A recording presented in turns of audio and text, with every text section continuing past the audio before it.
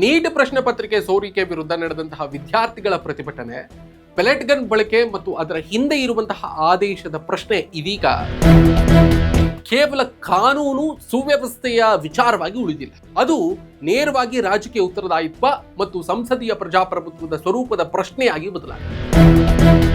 ಲೋಕಸಭೆಯ ವಿರೋಧ ಪಕ್ಷದ ನಾಯಕರಾಗಿರುವಂತಹ ರಾಹುಲ್ ಗಾಂಧಿ ಇದೇ ವಿಚಾರವನ್ನ ಮುಂದಿಟ್ಟುಕೊಂಡು ಪ್ರಧಾನಿ ನರೇಂದ್ರ ಮೋದಿ ಮತ್ತು ಕೇಂದ್ರ ಗೃಹ ಸಚಿವ ಅಮಿತ್ ಶಾ ವಿರುದ್ಧ ತೀವ್ರ ವಾಗ್ದಾಳಿಯನ್ನು ನಡೆಸಿದರು. ವಿದ್ಯಾರ್ಥಿಗಳ ಮೇಲೆ ಪೆಲೆಟ್ ಗನ್ ಬಳಕೆಗೆ ಅನುಮತಿ ನೀಡಿದವರು ಯಾರು ಅನ್ನುವಂತಹ ಪ್ರಶ್ನೆಗೆ ಗೃಹ ಸಚಿವರು ಉತ್ತರಿಸಬೇಕು ಅಂತ ರಾಹುಲ್ ಗಾಂಧಿ ಆಗ್ರಹಿಸಿದರು. ಇಲ್ಲಿ ಮುಖ್ಯ ಆಗೋದು ರಾಹುಲ್ ಗಾಂಧಿ ಅವರ ಆರೋಪ ಮಾತ್ರ ಅಲ್ಲ, ಆ ಆರೋಪಕ್ಕೆ ಸರ್ಕಾರದ ಉತ್ತರ ಏನು ಅನ್ನುವಂಥ ಪ್ರಶ್ನೆ. ಮಾತನಾಡ್ತಾ ಹೋಗೋಣ. ನಮಸ್ಕಾರ, ಸುಮನ್ ಟಿವಿ ಕನ್ನಡಕ್ಕೆ ಸ್ವಾಗತ. ನಾನು ಶ್ರೀರಾಜ್ ಬಕ್ವಾಡಿ. ಇಲ್ಲಿ ಸರ್ಕಾರದ ಹೊಣೆ ಎಷ್ಟು ಎನ್ನುವಂತಹ ಪ್ರಶ್ನೆ ಸಹಜವಾಗಿ ಉದ್ಭವಿಸುತ್ತೆ. ಪ್ರಜಾಪ್ರಭುತ್ವದಲ್ಲಿ ಸರ್ಕಾರದ ವಿರುದ್ಧ ಪ್ರತಿಭಟನೆ ನಡೆಯುವುದು ಹೊಸ ಸಂಗತಿ ಅಲ್ಲ. ವಿಶೇಷವಾಗಿ ವಿದ್ಯಾರ್ಥಿಗಳು ಬೀದಿಗಿಳಿದಾಗ ಸರ್ಕಾರದ ಪ್ರತಿಕ್ರಿಯೆ ಇನ್ನಷ್ಟು ಸೂಕ್ಷ್ಮವಾಗಬೇಕಾಗ್ತದೆ.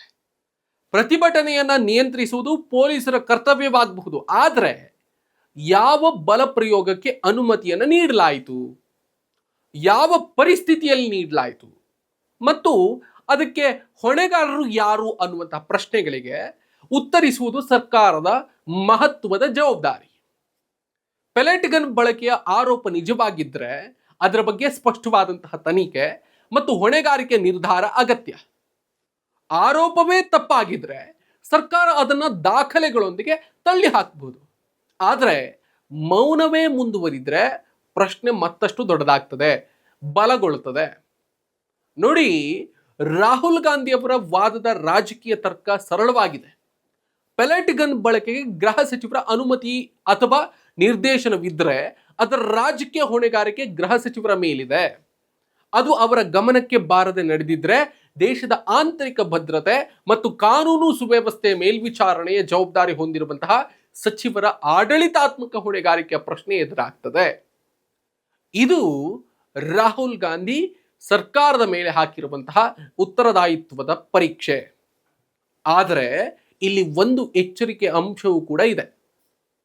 ಪೆಲೆಟ್ ಗನ್ ಬಳಕೆಗೆ ಅಮಿತ್ ಶಾ ನೇರವಾಗಿ ಆದೇಶ ನೀಡಿದರು ಎನ್ನುವುದನ್ನ ಅಧಿಕೃತ ದಾಖಲೆ ಅಥವಾ ತನಿಖೆ ಇಲ್ಲದೆ ಸಾಬೀತಾದ ಸಂಗತಿ ಅಂತ ಹೇಳುವುದಕ್ಕೆ ಸಾಧ್ಯ ಇಲ್ಲ.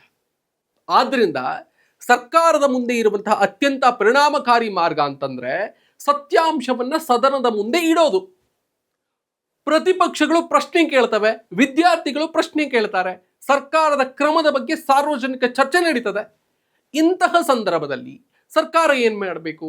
ಸಂಸತ್ತು ಉತ್ತರ ಪಡೆಯುವಂತಹ ಅತ್ಯಂತ ಸೂಕ್ತವಾದಂತಹ ವೇದಿಕೆ. ಆ ವೇದಿಕೆಯಲ್ಲಿ ಉತ್ತರವನ್ನ ನೀಡಬೇಕು. ಪ್ರಧಾನಿ ಅಥವಾ ಗೃಹ ಸಚಿವರು ಪ್ರತಿಯೊಂದು ಪ್ರಶ್ನೆಗೆ ವೈಯಕ್ತಿಕವಾಗಿ ಉತ್ತರಿಸಲೇಬೇಕು ಎನ್ನುವಂತಹ ಸಂಸದೀಯ ನಿಯಮ ಇರಬೇಕಂತಿಲ್ವಲ್ಲ. ಆದರೆ ಸರ್ಕಾರದ ನೀತಿ ಮತ್ತು ಅದರ ಕ್ರಮಗಳ ಬಗ್ಗೆ ಉತ್ತರದಾಯಿತ್ವವನ್ನು ತಪ್ಪಿಸುವುದಕ್ಕೆ ಸಾಧ್ಯ ಇಲ್ಲ. ಹೀಗಾಗಿ ಪ್ರಶ್ನೆ ಮೋದಿ ಅಥವಾ ಅಮಿತ್ ಶಾ ಸದನಕ್ಕೆ ಬಂದರೆ ಎನ್ನುವುದಕ್ಕಿಂತ ದೊಡ್ಡದು ಸರ್ಕಾರ ಪ್ರಶ್ನೆಗಳಿಗೆ ಉತ್ತರಿಸುವುದಕ್ಕೆ ಸಿದ್ಧ ಇದೆಯೇ ಎನ್ನುವುದಾಗಿದೆ.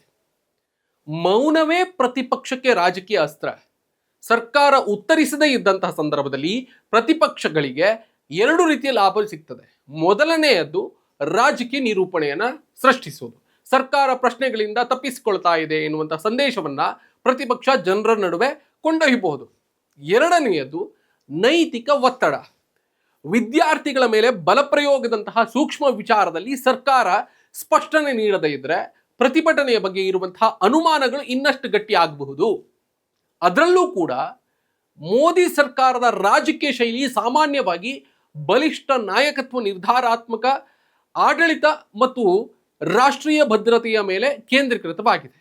ಅಂತಹ ಸರ್ಕಾರವೇ ಯಾರು ಆದೇಶಿಸಿದರು ಎನ್ನುವ ಪ್ರಶ್ನೆಗೆ ನೇರ ಉತ್ತರ ನೀಡುವುದಕ್ಕೆ ಹಿಂಜರಿದಂತೆ ಕಾಣಿಸಿದರೆ ಪ್ರತಿಪಕ್ಷ ಅದನ್ನು ಸಹಜವಾಗಿಯೇ ರಾಜಕೀಯವಾಗಿ ಬಳಸಿಕೊಳ್ಳುತ್ತದೆ. ಇನ್ನು ಇದು ಕೇವಲ ರಾಹುಲ್ ಗಾಂಧಿ ವರ್ಸಸ್ ಮೋದಿ, ಅಮಿತ್ ಶಾ ಅಲ್ಲ.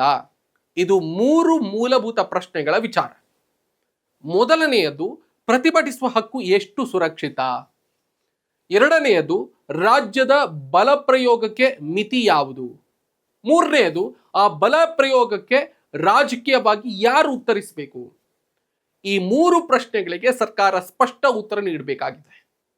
ಪ್ರಜಾಪ್ರಭುತ್ವದಲ್ಲಿ ಅಧಿಕಾರ ಅಂತಂದ್ರೆ ಕೇವಲ ನಿರ್ಧಾರ ತೆಗೆದುಕೊಳ್ಳುವಂತಹ ಸಾಮರ್ಥ್ಯ ಅಲ್ಲ. ಆ ನಿರ್ಧಾರದ ಪರಿಣಾಮಗಳಿಗೆ ಉತ್ತರಿಸುವಂತಹ ಜವಾಬ್ದಾರಿಯು ಕೂಡ ಅಧಿಕಾರದ ಭಾಗ ಆಗಿದೆ ಅನ್ನೋದನ್ನ ಇಲ್ಲಿ ಅರ್ಥ ಮಾಡ್ಕೊಳ್ಬೇಕಾಗತ್ತೆ. ಮೋದಿ ಮತ್ತು ಅಮಿತ್ ಶಾ ನೇತೃತ್ವದ ಸರ್ಕಾರವನ್ನ ಅದರ ಬೆಂಬಲಿಗರು ನಿರ್ಧಾರ ತೆಗೆದುಕೊಳ್ಳುವಂತಹ ಸಾಮರ್ಥ್ಯ ಹೊಂದಿರುವಂತಹ ಬಲಿಷ್ಠ ಸರ್ಕಾರ ಅಂತ ಬಿಂಬಿಸ್ತಾರೆ. ಹಾಗಿದ್ರೆ ಟೀಕೆಗೆ ಹೆದರಿ ಇರೋದು ಅದು ಕೂಡ ಆ ಬಲಿಷ್ಠ ನಾಯಕತ್ವದ ಭಾಗ ಆಗ್ಬೇಕಲ್ವಾ? ಹೆದರದೇ ಇರೋದು. ಪ್ರತಿಪಕ್ಷದ ಪ್ರಶ್ನೆ ಕಠಿಣ ಆಗಿರಬಹುದು, ರಾಹುಲ್ ಗಾಂಧಿ ಅವರ ಆರೋಪ ರಾಜಕೀಯ ಉದ್ದೇಶ ಹೊಂದಿರಬಹುದು, ಆದರೆ ಅದರಿಂದ ಪ್ರಶ್ನೆಯ ಮಹತ್ವ ಕಡಿಮೆ ಆಗೋದಿಲ್ಲ. ಆದೇಶ ನೀಡಿದವರು ಯಾರು? ಯಾವ ಕಾನೂನು ಅಥವಾ ನಿಯಮದ ಅಡಿಯಲ್ಲಿ ಪೆಲೆಟ್ ಗನ್ ಬಳಸಲಾಯಿತು? ಯಾರು ಅನುಮತಿಯನ್ನು ನೀಡಿದ್ರು? ಯಾವ ಅಧಿಕಾರಿಗಳು ಹೊಣೆಗಾರರು? ತನಿಖೆ ನಡೀತಾ ಇದೆಯೇ?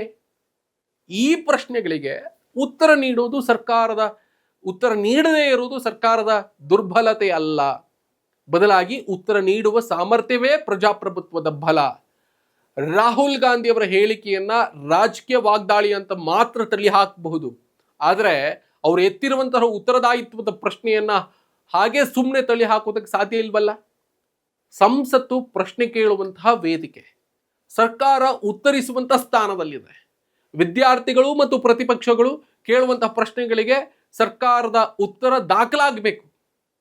ಮೋದಿ ಮತ್ತು ಅಮಿತ್ ಶಾ ಅವರ ಮುಂದೆ ಈಗಿರುವಂತಹ ಸವಾಲು ಪ್ರತಿಪಕ್ಷಗಳನ್ನ ಮೌನಗೊಳಿಸೋದಲ್ಲ, ಪ್ರಶ್ನೆಗಳಿಗೆ ದಾಖಲೆಗಳೊಂದಿಗೆ ಉತ್ತರಿಸಬೇಕಾಗತ್ತೆ. ಅದೇ ಈಗ ಮಾಡಬೇಕಾಗಿರುವಂತಹ ಅನಿವಾರ್ಯತೆಯಲ್ಲಿ ಸರ್ಕಾರ ಇದೆ.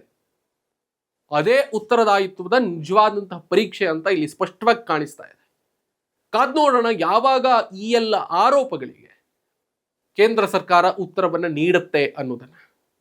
Thank you so much. ಈವರೆಗೆ ಈ ಒಂದು ಸ್ಪೆಷಲ್ ಎಕ್ಸ್ಪ್ಲೇನರ್ ಅನ್ನು ನೋಡಿರೋದಕ್ಕೆ ಮತ್ತು ಕೇಳಿರೋದಕ್ಕೆ ನಾನು ನಿಮ್ಮಲ್ಲಿ ಒಂದು ರಿಕ್ವೆಸ್ಟ್ ಮಾಡ್ಕೊಳ್ತೀನಿ. ನೀವಿನ್ನೂ ಕೂಡ ಸುಮನ್ ಟಿವಿ ಕನ್ನಡದ ಸಬ್ಸ್ಕ್ರೈಬರ್ ಅಲ್ಲದೇ ಇದ್ರೆ ಈ ಕೂಡಲೇ ಸಬ್ಸ್ಕ್ರೈಬ್ ಮಾಡ್ಕೊಳ್ಳಿ. ಆ ಮುಖೇನವಾಗಿ ನಮ್ಮ ಎಲ್ಲ ಕಂಟೆಂಟ್ಗಳು ನಿಮ್ಮನ್ನು ಶೀಘ್ರದಲ್ಲೇ ತಲುಪುತ್ತೆ. Thank you.